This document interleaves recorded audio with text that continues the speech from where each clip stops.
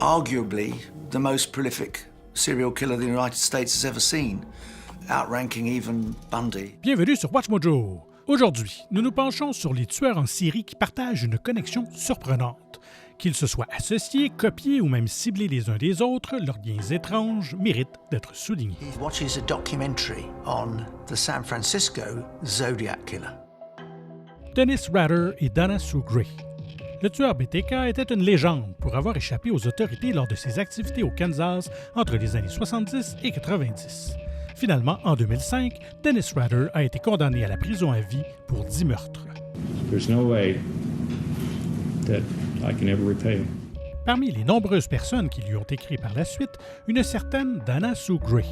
Cette ancienne infirmière a tué et volé 3 femmes âgées avant qu'une tentative d'homicide raté ne conduise à son arrestation en 1994. All Greco says is, I think you know what this is about. Dana is then handcuffed and taken to a waiting police car. Bien que Gray ait prétendu n'avoir que des motivations financières pour tuer, sa correspondance avec BTK a révélé une véritable admiration pour lui. Elle aurait aussi pris contact avec d'autres criminels. Fait troublant, Rader s'est vanté d'avoir un plus grand nombre de victimes que Gray. He's just evil personified. Edmund Kemper et Herbert Mullen.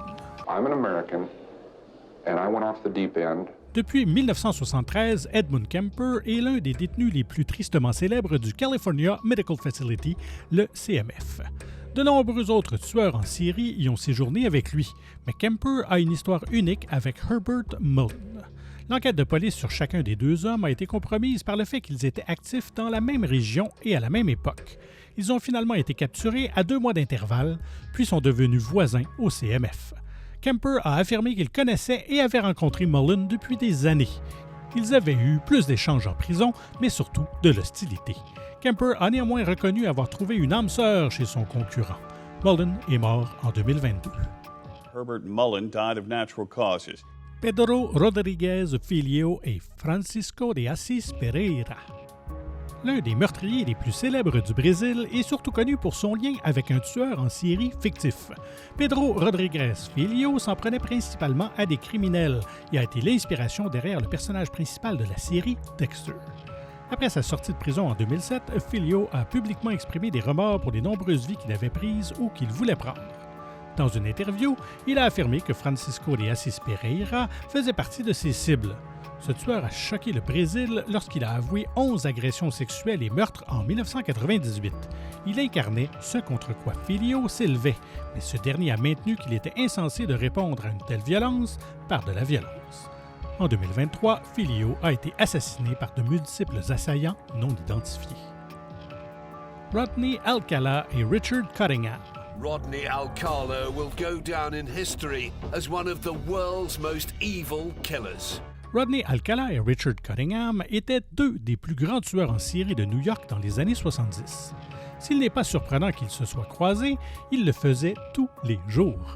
En 1971, Alcala a trouvé un emploi avec la Blue Cross Blue Shield Association, où Cottingham travaillait comme opérateur informatique. He worked in what they refer to as Midtown Manhattan, right in the heart of the business district. The Blue Cross Blue Shield. Il y travaillait encore lorsqu'il a été appréhendé en 1980. Alcala, cependant, a enchaîné les emplois, gagnant même le surnom de The Dating Game Killer pour son apparition dans le jeu télévision californien éponyme. Les deux ont par la suite affirmé qu'ils n'avaient jamais eu de contact pendant qu'ils travaillaient pour BCBS. Cette coïncidence reflète néanmoins l'ampleur de la crise des meurtres en série à New York de l'époque. Jack l'Éventreur et Peter Sutcliffe. 130 ans après que Jack l'Éventreur ait terrorisé Londres, il n'a jamais été officiellement identifié. The only name linked with the Whitechapel murders, the strange character who prowls about after midnight. Mais dans les années 70, il a semblé être à nouveau actif dans le West Yorkshire. Peter Sutcliffe a finalement été condamné pour le meurtre de 13 femmes, dont beaucoup étaient des travailleuses du sexe. Cette profession était la cible de l'Éventreur, et bien que Sutcliffe n'a pas prétendu être un imitateur, son mode opératoire lui a valu le surnom d'Éventreur du Yorkshire. John Humble, de Wearside, a tristement perturbé l'enquête de la police en présentant de faux aveux signés Jack l'Éventreur. The author signed himself Jack the Ripper.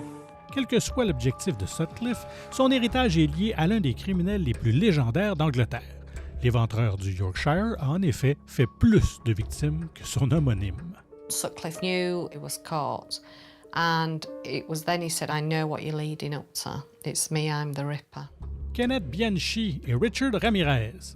L'étrangleur de Hillside a ébranlé Los Angeles bien avant qu'il ne soit révélé que le tueur était en fait deux personnes. Bono and Bianchi would move in together and become partners in crime. On pense que les cousins Kenneth Bianchi et Angelo Bueno Jr. ont en partie inspiré la série de meurtres de Richard Ramirez. Quoi qu'il en soit, l'arrestation du harceleur de nuit en 1985 a un côté inquiétant. Selon un documentaire de 2021, Richard Ramirez était ravi d'être placé dans la même cellule que celle où se trouvait Bianchi après sa propre arrestation. I said, we're going to put you in the same cell as the Hillside Strangler. Compte tenu de la longue histoire des tueurs en série à Los Angeles, il était probable qu'ils se croisent dans un commissariat de police. Mais l'enthousiasme de Ramirez pour ses collègues tueurs et cette coïncidence en font un autre indice de son psychisme un peu déformé. And that's where we left him. We left him in Kenneth Bianchi's old cell. John Wayne Gacy et Robin Gecht. Outre ses entreprises de Pogo le Clown et d'homicide sadique, John Wayne Gacy dirigeait l'entreprise de construction PDM Contractors dans la région de Chicago. By June 1971, Gacy had saved enough money to start his own contracting company. He called it PDM. Des années après avoir purgé sa peine de prison, Gacy a commencé à affirmer que la plupart des 33 meurtres à l'origine de sa condamnation avaient été commis par des employés de sa compagnie. Hell, if you could see my schedule, my work schedule, you know damn well that I was never out there. La seule véritable substance de cette affirmation est Robin Gecht. Cet homme dirigeait son propre groupe, le Ripper Crew, qui a assassiné 18 femmes lors de rituels occultes au début des années 80. Des preuves ont montré que Gecht avait bien travaillé pour Gacy, mais aucune n'indique qu'ils avaient collaboré à autre chose que des contrats de travail. Quelle que soit l'influence que les deux hommes aient pu avoir l'un sur l'autre, leurs crimes innommables ont été aggravés par leur sens de l'organisation. He loved the idea that he could tell people, "This is what I want you to do. I'm the boss." Le tueur du Zodiac est Eddie Seda. Le tueur en série connu sous le nom de Zodiac a été mythifié parce qu'il n'a jamais été capturé. But the shocking truth is that Toschi very nearly did capture the Zodiac, as one of his letters reveal. Heureusement, Heriberto Eddie Seda, lui, l'a été. Il ciblait des personnes en fonction de leur signe du zodiaque et envoyait des lettres codées à la police et aux médias. Seda a attaqué 9 personnes, en tuant 3, avant d'être appréhendé en 1996.